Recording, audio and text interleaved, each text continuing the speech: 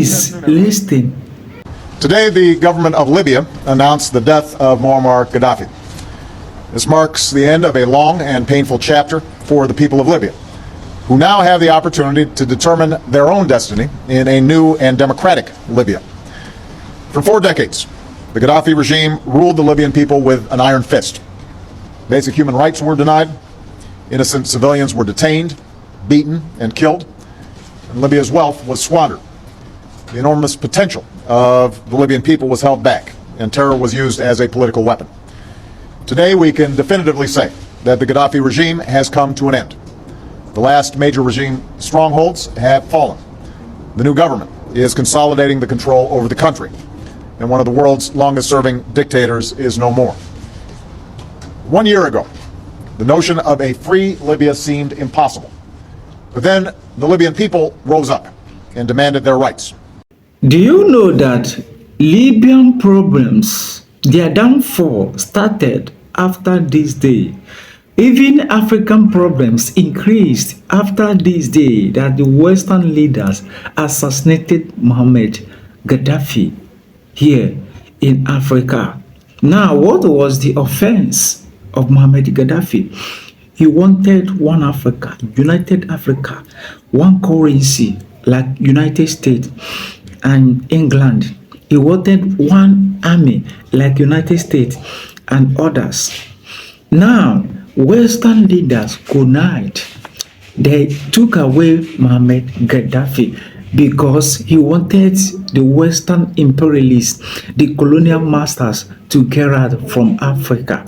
He wanted to build nuclear weapons there in Libya to protect Africa. They knew that Muammar Gaddafi would be a threat to Western imperialists, to their colonial master, to their interests here in Africa. They connived. They called him many names. They called him a dictator, that he was a dictator. Anybody that Western leaders calls a dictator, don't ever mind them. That person have placed the citizens of that country, the country itself, they have placed them first. That person is not taking orders from them, these Western leaders. That person is not allowing them to influence their country or exploit their mineral resources. Take a look at North Korea President Kim Jong-un. Western leaders have called this man several names, a dictator. Look at Russian President Vladimir Putin. They have called him a dictator several times. They called Muammar Gaddafi a dictator simply because Muammar Gaddafi couldn't allow them to influence Libya. Libya economy was moving faster. They knew it, that this would be a threat to their interests in Africa.